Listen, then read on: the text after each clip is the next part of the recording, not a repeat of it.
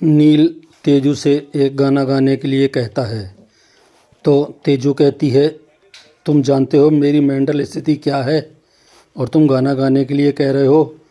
तो नील कहता है, यहाँ आपको कोई रोकेगा नहीं, आप खुल के गाना गा सकते हो। एक बार घर में गाना गाया था तो मुझे कितनी डांट पड़ी थी, तुम नहीं जानते हो, तेजू कहती है। तो नील कहता है, यहाँ आपको कोई कुछ नहीं कहेगा, आप यहाँ गाना गा सकते हो।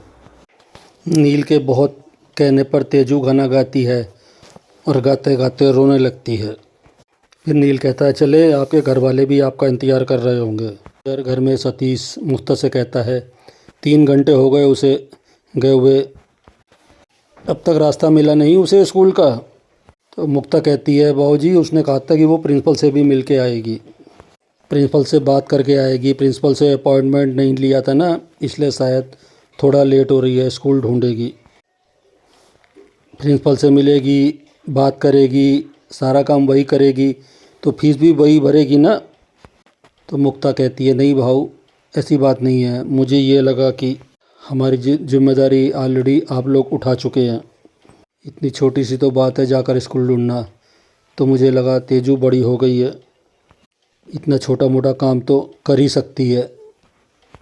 सतीश कहते हैं, बड़ी हो गई लड़की, सुना, बड़ी हो गई है लड़की, कल तक उसे मंदिर जाने के लिए भी मेरे दामाद की ज़रूरत चाहिए थी, आज अचानक शेरनी बन गई है आपकी लड़की, आज सारे रास्ते पता चल गए हैं ना। घर में 3 लड़कियां हैं, एक का दिमाग आधा है तो बाकी 2 का तो पूरा है ना, उसमें से किसी के साथ भी जा सकती थी, क्यों नहीं गई? ए जूही, तुम तो जा सकती थी ना उसके साथ।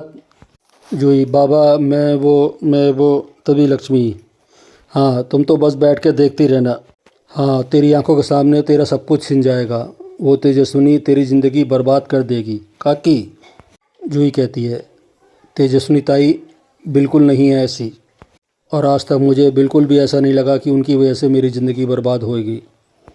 इतना ही था तो गई क्यों नहीं उसके साथ?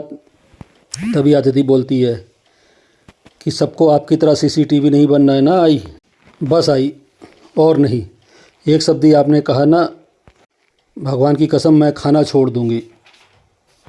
आदिति कहती है अपनी आई से, जब से बाबा गए हैं ना आप हवा में उड़ रहे हो, थोड़े से पैसे क्या आ गए आपके पास, किसी को कुछ भी बोल देते हो। आई आप ना खुद को करता धरता समझने लग गए हो। आई जब बाबा थे ना आप तो ने उनका जरा सा भी ख्याल नहीं किया, अब उनके जाने के बाद आप धौंस जमा रहे हो उनके पैसों का, थोड़ी सी शर्म कर लो ना आई, थोड़ी सी। मुक्ता कहती है, आदिति बस बेटा, वो आई है तेरी, ऐसे बात नहीं करते।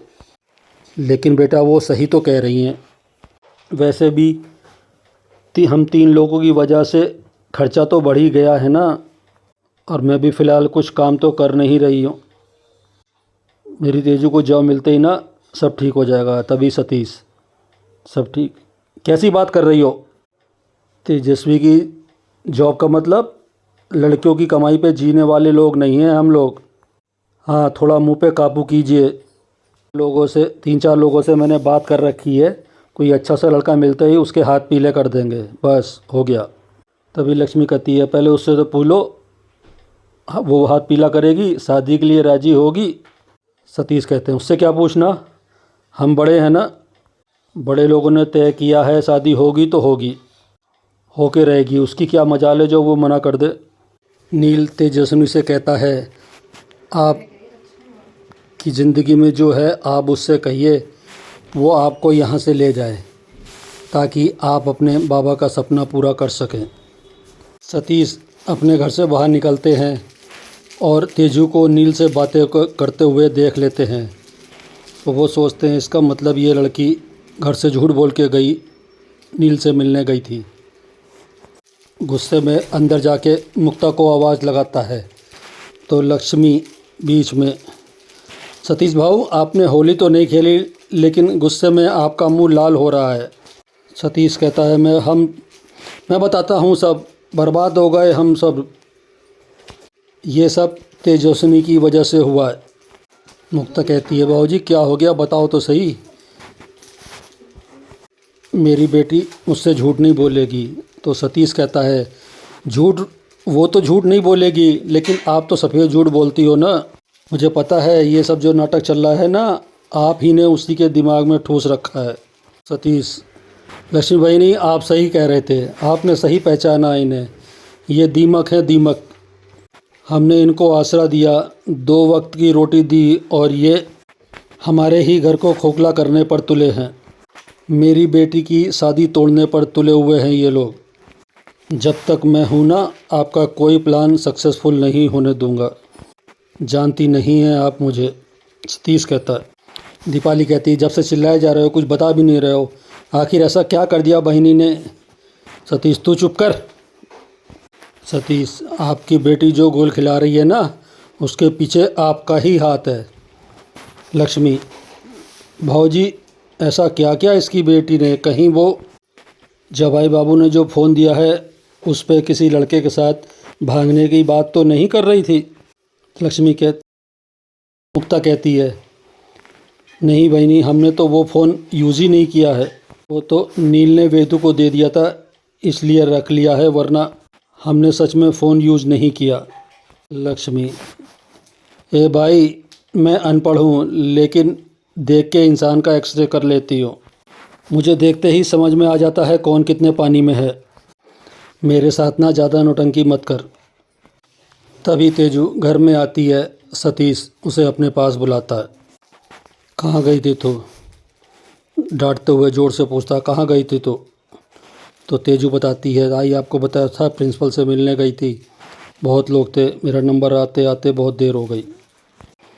सतीश, स्कूल में गई थी, स्कूल में लेट हो गई, और एक झापड़ तेजू को मारते हैं कस के। तेजू सतीश के सामने आके, ये क्या कर रहे हैं आप? मेरी बेटी पे हाथ उठाया आपने।